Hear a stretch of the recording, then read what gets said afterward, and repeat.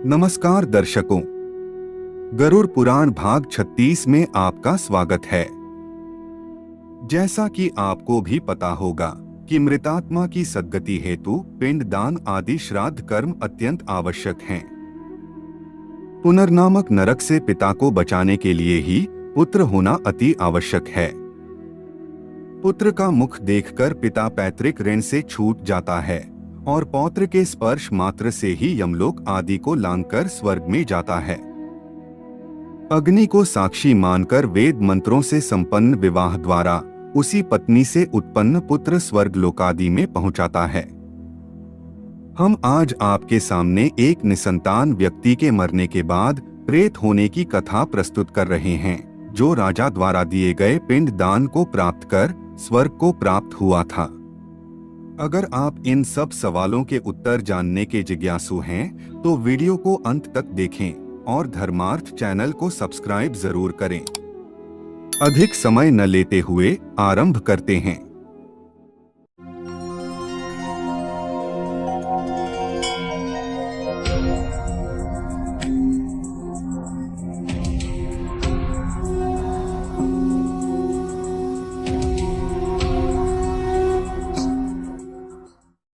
गरुड़ पुराण में दी गई कथा के अनुसार एक समय की बात है।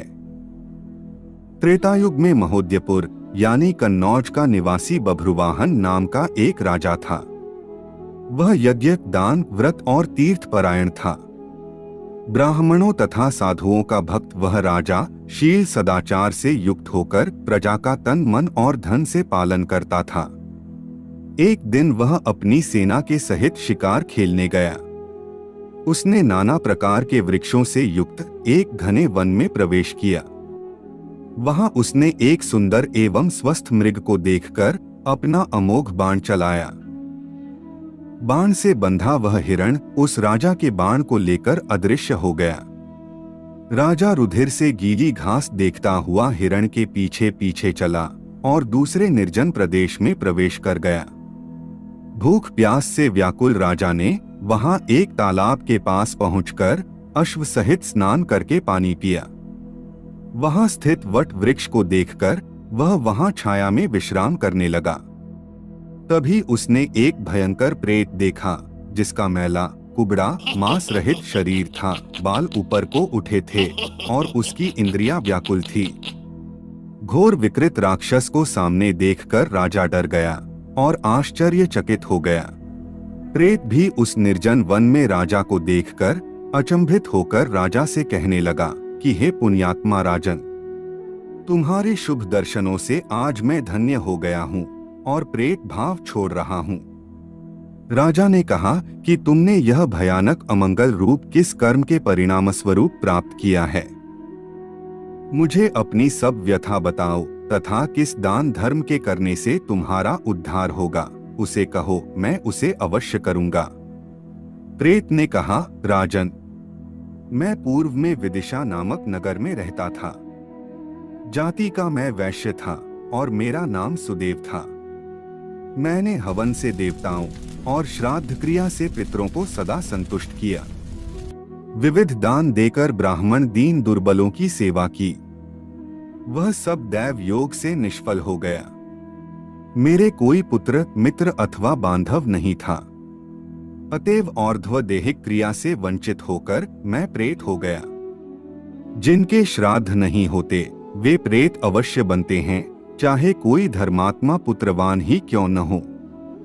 हे राजन, सब वर्णों का बंधु राजा ही होता है। तुम मेरी और्ध्व देहिक क्रिया करके मेरा उद्धार करो। मैं तुम्हें मणि रत्न दूंगा। इस वन में निर्मल जल और रसीले फलों का अभाव नहीं है, परंतु मेरी विवशता यह है कि मैं इन्हें खा नहीं सकता। मैं प्रेतत्व से अत्यंत दुखी हूँ। तुम मेरे लिए वेद मंत्रों से विष्णु की पूजा एवं नारायण बलि कर्म करो।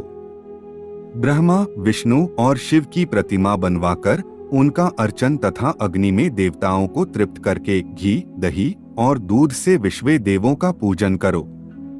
इसके पश्चात ब्राह्मणों के लिए 13 पदों का दान, शय्यादान एवं प्रेत घटक का दान करो।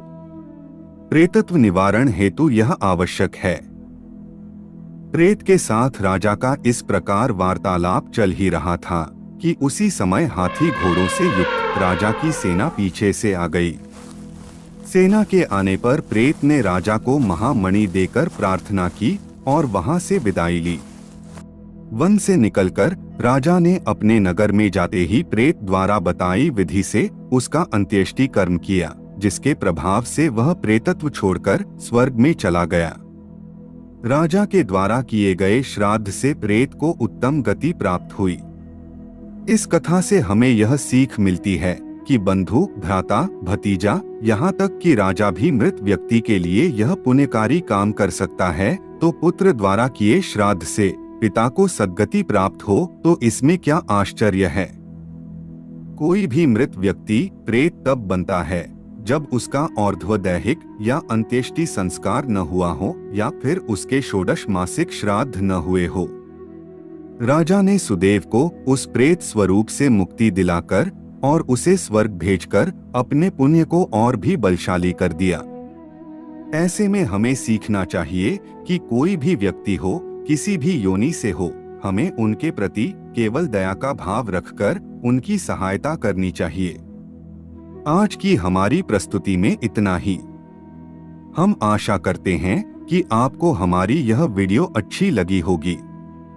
अगर आप धर्मार्थ चैनल पर पहली बार आए हैं तो सब्सक्राइब जरूर करें। मिलते हैं एक और ज्ञानवर्धक वीडियो के साथ। तब तक के लिए जय जय श्री राम।